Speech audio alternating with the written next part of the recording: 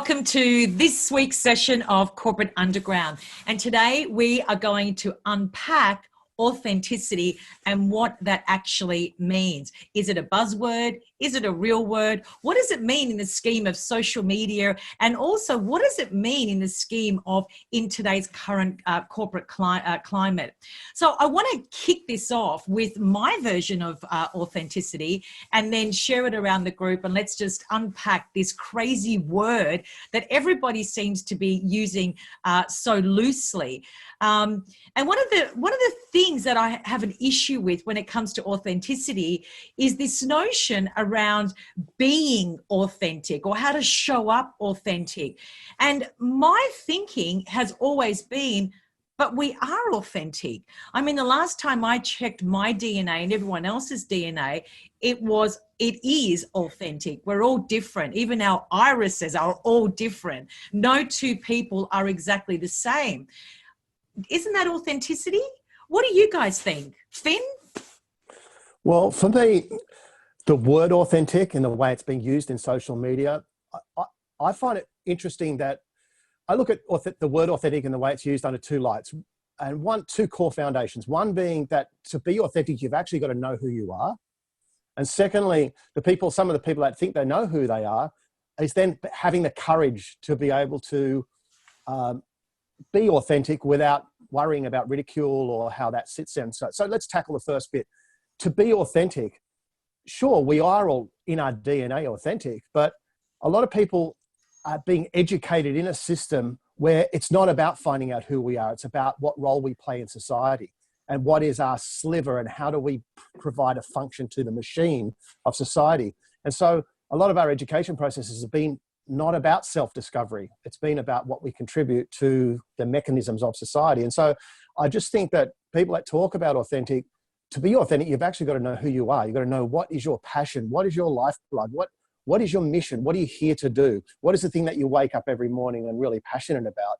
And to me, it's not about your job title, it's something that you do. It's this whole concept of, well, what embodies you as a being and how do you see that your contribution of being the perfect self for yourself, how does that contribute to a greater part of society? Because personally, I think if you're authentic within yourself and you can find that, then you play a better part in society. But I just don't think we've been taught that role, that skill set to be able to self-discover. Obviously, we can go out of our way and do that. But to me, I think authentic is a word that you need to actually understand what it means to you. And for me, it's being used loosely because it's being labeled to a lot of different things. So.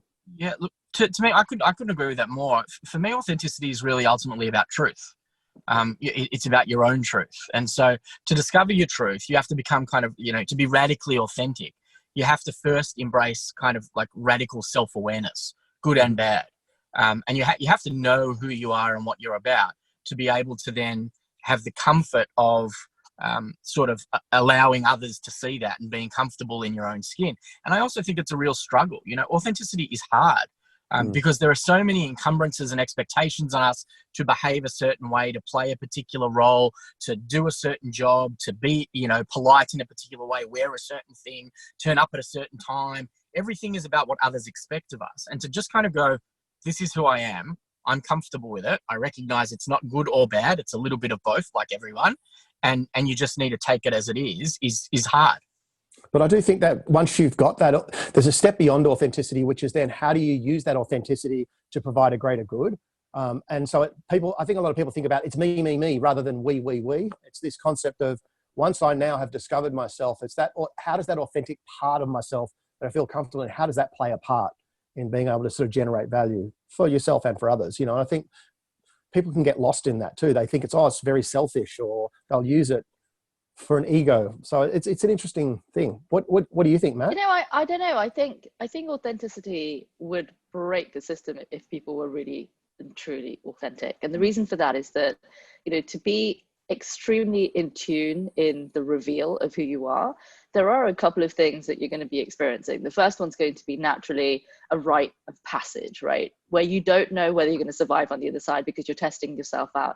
Having actualized, let's say, all the learnings from your childhood, you then go into a step shift and change. Like you turn 18, then all of a sudden you're an adult and there are so many decisions that you need to make, like who to vote for, but you've never really been shown the system for it, but you're expected to do these things that are authentically in line with who you are, but you don't know the actual, the mechanisms for it. And so you'll sort of substitute it with something completely different, or perhaps somebody else's voice. And I think that there's another part of authenticity that I think, Mary, you kind of like alluded to, and that is that the unique footprint, or the digital asset. So the moment that the assets could be assigned a very specific deed, like say a mortgage, for example, or a house, in that time it was difficult to sort of replicate it. So if you can't replicate it, then that is the original copy of something, the genuine copy of something, right? That it should be a copy, and anything that then is continued as the same use as that is then a kind of like a fake, let's say, right? So when does one become a fake, or when does one's thoughts become fake, something that is based on sort of reliable, accurate representation, say in government, is often sort of like skewed and biased. So it's really fascinating that we're talking about the I, the we, the it, because many a time we need to ask the question, what does it mean to be authentic as a humanity, or authentic as an individual? Because that authenticity then meets the system. But if I were to be entirely authentic, perhaps I wouldn't want to create debt. Would that make me inauthentic to the system? So there's a really fascinating dialogue that takes us beyond just ourselves and into the systems. Yeah, I think you're right. When it comes to government and these different things, I mean, authenticity is important. But I mean, we had that problem in Australia with Julia Gillard. It was like, I'm now going to be the authentic. I'm going to be the real person now. People got shocked by that, because it was like, well, what were you before? But, but she was authentic to her, but it wasn't cutting through. So she changed her authenticity. It's a word. And what you take from that word is what you take from that. I'll go to people and say, I'm dumb. And people go, oh, you're not dumb. Well, I am. I don't understand these things. It's not a word that means something to me in a bad connotation. So authenticity is also one of those things where people go and put whatever they want around that word, and it's really important to them. I mean, yeah, look, it does mean originality, but it's sold as a media thing to stand out. You don't have real authenticity like I have real authenticity. Look, you're not like me because I'm cooler than you because I've got this. I just think sometimes it shouldn't be like that. It should be, well, what means it to you? I mean, I'm absolutely sure that taking Julian Gillard, she was out there and she was doing the best she could, and she thought this was cutting through, and then her media people said, this isn't right. And she said, oh, well, we're going to do 0.2 of me. Now we've all got multiple facets. We've all got multiple people inside us. I think the problem, though, Matt, is that when people use these words, and this is why we're having this conversation, as a buzzword to try and elevate a particular viewpoint or a particular narrative or their own ego or a position, so they're using these things, it devalues the credibility of the word, and it actually devalues the currency of it. So we end up with all of these buzzwords being thrown around everywhere, which actually then starts having people trying to figure out what can they hang on to, or how do they utilize things in a way that has actually some currency? Because as you would know, words like sale, words like, we've started talking about some of these words, leadership, blockchain. There's all sorts of words that people use, and this is what they call buzzwords. But don't you think we just need words in order for us to be able to identify with a specific idea? Like coming back to that sort of the word authentic, right? If you go into the dictionary, it's sort of like the one of the uses of it is to identify when something is a copy of, right? So if you're copying a very specific identity or a specific definition, then you want to be able to make sure that it is exactly what you're talking about.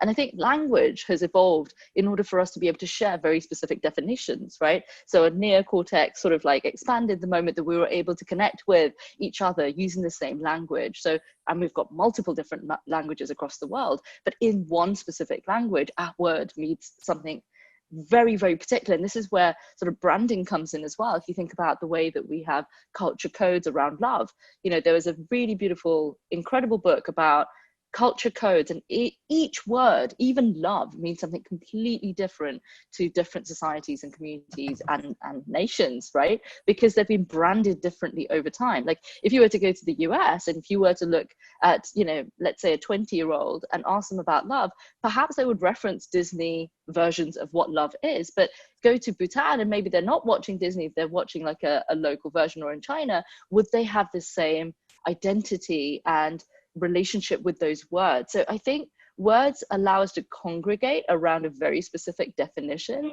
and the use or misuse of those is based on that asset being misused, I think.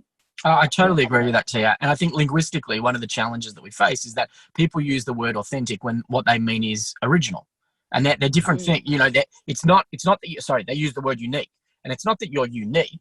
You know, being authentic is being the true you. It's being really who you are, warts and all, good, bad. This is me. That's the authentic me, whether you like it or not. What we use it with, because of the narrative and media and marketing and advertising, is we're talking about a uniqueness. Look at him, he's so authentic, you know, it's so different. And it's not about, of course it's going to be different because every human being is different, as Mary said. But I think the other thing about it is that what we don't do is we've put this sanitized lens on authentic.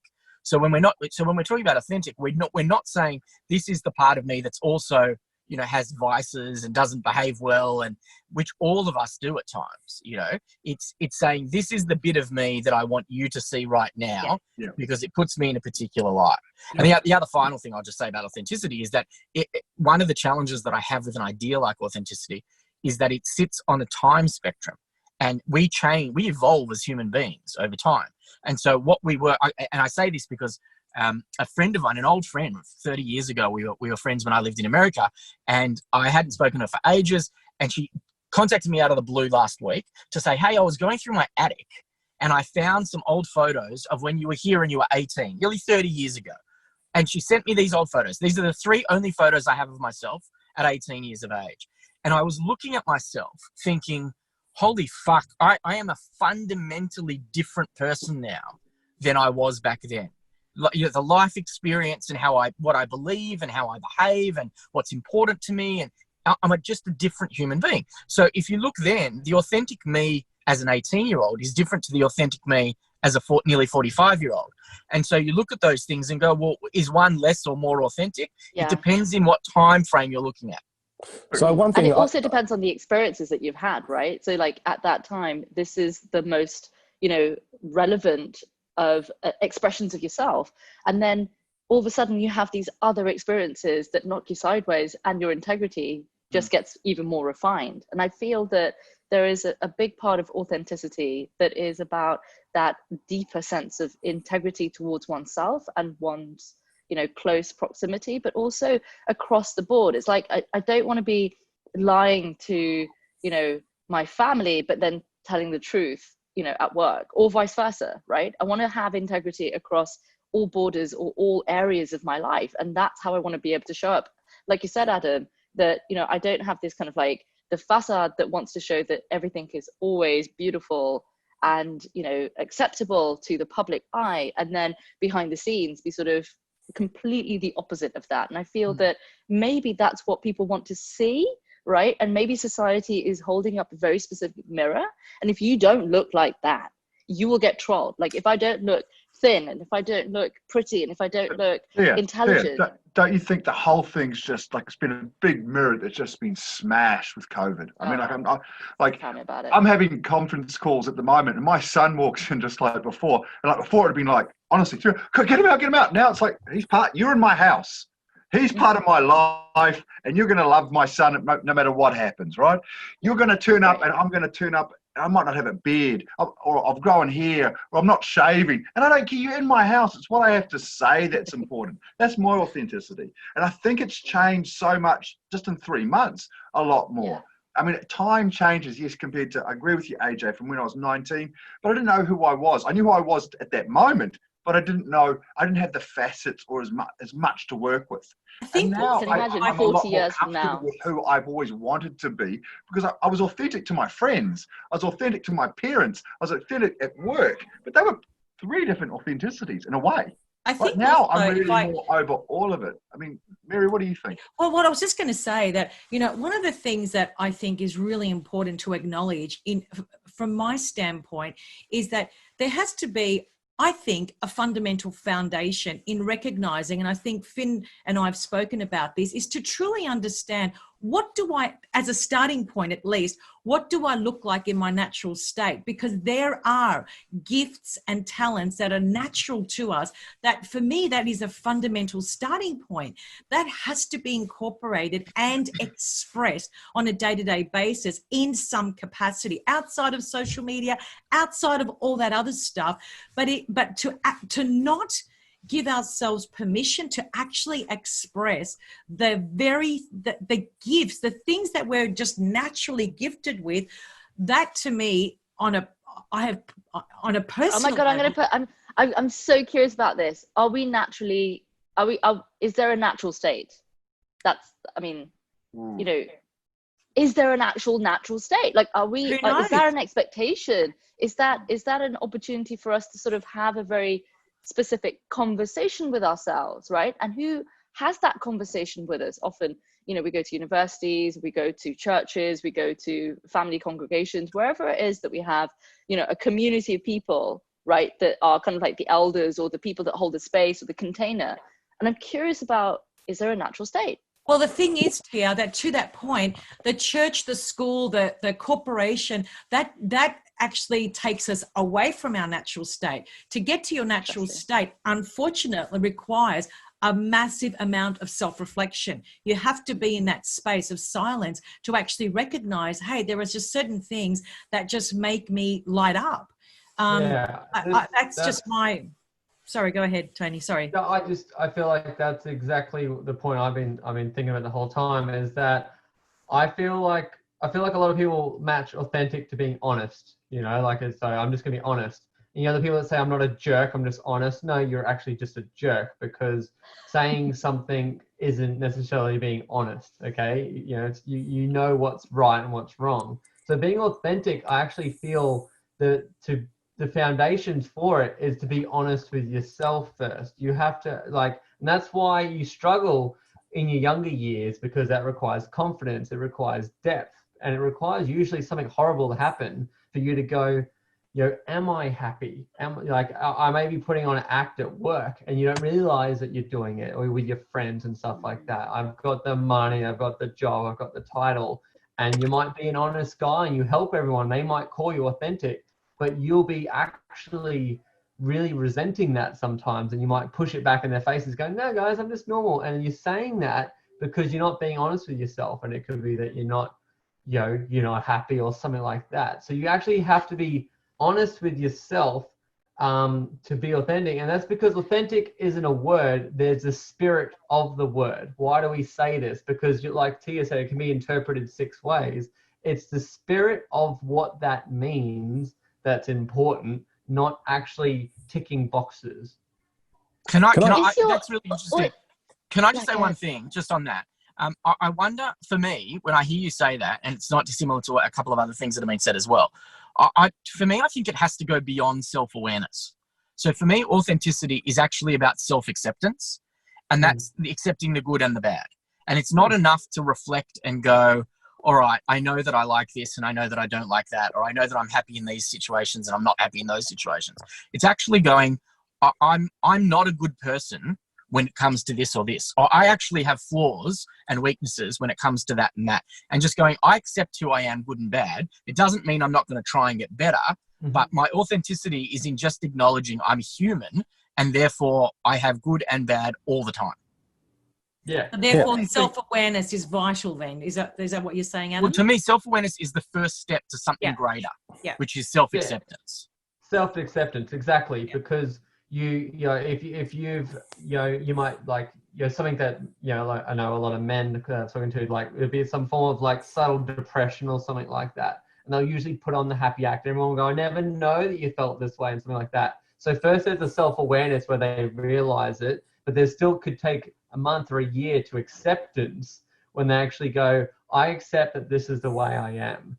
And then you start building a path of how to either live that life or change that life. If you first understand that you live a life and you want to change it, then you have to accept that you're going to take the steps to change it. There's one thing to understand something, there's one thing to accept and start moving in a direction. There's a believability. There's a believability, because you have to turn around and act. Well, you can tell me all this stuff and say that you're great and you're wonderful and you're helpful, but if you don't believe it, it doesn't matter what somebody says. You got to believe yourself. Matt, can I just throw it? Part of the way I look at what we're doing here and unpacking this is, let me put this through the lens of someone who's receiving a language that someone else, a product or a person, is saying they're authentic to them, right? I want to just throw out a little tool that I use for everyone, and it's so simple, but it's a great tool because what it does is it puts the onus back on the person talking about authenticity to describe it. And it's very simple. So when someone says, I'm authentic, or this is authentic leadership, or that, I just simply say this, how? What it does, it has to get them to then reflect on describing how it's authentic. A very simple, powerful word when you're receiving, or people are using these buzzwords to around their product or what they're saying they are, or they're using these words. It's a great challenge to just go simply, how? They go, what do you mean? That's beautiful because it bridges, right? The person who's kind of branding themselves as authentic and the society around them that basically receives that. So the moment that you receive some information, it's important for critical thinking to kind of like reflect that back and say, right, is that exactly how you want it to seem? How you want it to, like, is that what you're thinking? So I think there's a big part in the critical analysis of a situation to make it and help it feel authentic. And I think there is the personal journey that one goes on, whether it is that self-acceptance and that identification with what right and wrong is, right? How much of that changes over your time, and how is that conversation even created in your own mind? And like for me, the word how is not actually, it's not even critical thinking because you don't have the artifacts to actually make critical thinking. But what you're doing is very, without any ego, asking them to put some meat around describing how it's authentic, which is a challenge to them without any sort of, without challenging them more so than just asking without any sort of inference than just, okay, how? It just makes people think. It gets back to the why. You know, like why that mean to you. That word means something to me. It means something to you is different. That's really what it's so easy to use these buzzwords. They just roll off our tongue like velvet. But when you just simply just say how, and without it does, it invokes a deeper. Sorry. I think the interesting thing about it is it's really powerful to use such a simple, small, seemingly innocuous word like how as a sort of a cut-through mechanism. But I think to me, authenticity is a little bit like integrity, that until it's tested, it's unknown. Mm-hmm. So, you know, you can say you've got it, but until you actually need to show it and live it, it doesn't really fucking matter, right? And so it's the same thing with authenticity. Until you get to a point where you go, and it can be in anything. It can be, you know, I grew up in a particular religion and I realized it's not authentically me. I have to leave this entire part of what my life is. Or I'm in a relationship and I have been for a long time and it's a hard thing to do, but I have to leave. It's not until you test the self-acceptance and go, I can't stay here in this state because it is not actually who I am, that you only really start to understand what your authentic self looks like. Yeah. But sorry, just so I'm clear, the word how is a pattern interrupt to their delivery I get that. Yeah. of a language. And so it makes them stop and reflect. And it also allows them to question themselves whether they're going to use that language in future. So it does help filter the word and actually put some kudos around it without even doing anything other than just simply asking how. It is a very powerful. If I walked up to you, Mary, and I said to you, I'm authentic, it doesn't sound authentic. It's got to be that proof. Right? If I walk up, I'm authentic, it instantly says this guy should not be trusted. He's not authentic. Yeah, exactly. Which is what we say. That's what we say about you now. But let's have a look at this example on Finn's, with the email this week on social media, and how many people are portraying to be this authentic self. And I mean, I have this notion that when someone's authentic because our international language is the international of feelings. I truly believe that. I just instinctively know if somebody's being authentic or not, just purely by just using that metric, which is feelings. Now on social media, I just want to divert the conversation a little bit and just talk about authenticity on social media, which I personally find really scary. What are your thoughts on the topic of authenticity and how people show up on social media? Because one of the things that I struggle with is, especially when there's people come on social media not for the first time, but actually promoting or themselves in the form of video content. And the opening line is usually, this is, John Smith told me that I should, be my authentic self and do a video and just get out there and, talk about, my dog and my cats and, because that's me and my authenticity. And I really struggle with that. I don't know why, but it's a really big struggle for me. And that person's just lost me. And I just see that as a lost opportunity. On the other hand, I totally appreciate that person is actually breaking through their own limitation. I totally get that. But there's a lot of that. Mary, can I comment on that? Just so, please. Personally, to me, a lot of people on social media talking about authentic are talking about them. Right? When I try and talk on social media, I try and think about the value I can create for the people reading my posts. So it's not about me. You can talk all day long about you. Oh, this is what I've done and here's my things and this is all about me. But it's, for me, like, that's so ego-based. So when you can talk through a language of how can I provide value to someone else rather than let me just talk about me and this is about my dog and my cat. Does anyone really care? That's what it's just vomit to me. It's like, what is it that you're contributing to this platform that others can actually take from? I think to me, I think that's right, Finn. But I also think that it is platform specific. I agree, so, 100%. Instagram is basically humanity's superficial self. Everything is about making it look better than it actually is. That's what the entire platform is predicated on. LinkedIn is about making yourself look as professional and senior and authoritative as is humanly possible because that's where your work is coming from. For me, everybody has their own platform. I'm a Twitter buff, so that's where I spend most of my time. And whether I'm authentic or not, guy, AJ. I thought you were be a TikTok. No, I haven't started on TikTok yet. That's my kids. But on Twitter, it's not for me to say whether I'm authentic or whether the people who follow me can make that assessment. But what I try and do, for me, it's about, and I know it drives people crazy, it's just telling things how they are. Now, sometimes that's about other things that I'm observing, but sometimes it's just about had a really shit day today, or I'm really not feeling great, or I'm not going to be here for a couple of days because you guys are doing my fucking head in. It's just being a human being and allowing yourself to be a human being. Rather than but you wouldn't do that on LinkedIn. You would use because of the style or genre of the platform, right? So you could do that on Twitter, but you wouldn't do that on LinkedIn. Well, on LinkedIn, no, I think that's right, and so that's probably one of the reasons I don't engage as much on LinkedIn because you can't really be yourself there, and the expectation. Like even when on the few times I've posted about politics on LinkedIn, people have said, "Oh, this isn't the platform for that," or "Why are you being divisive?" And I'm going, "I'm not being divisive. I'm just being who I am. This is what I talk about. This is where I work. This is how I think." So it doesn't mean you have to agree with it, but this is who I am. This is what I'm bringing forward. And because those conversations aren't welcome there, I kind of go, well, this probably isn't a platform for me. Which is crazy in itself. Off that? Did you feel that you were pushed off that platform because it wasn't your tribe or you weren't in your lane? Or was it because it was just like too difficult? There wasn't enough people to formulate around you to actually get your thought past? No, well, I don't feel like I was pushed off.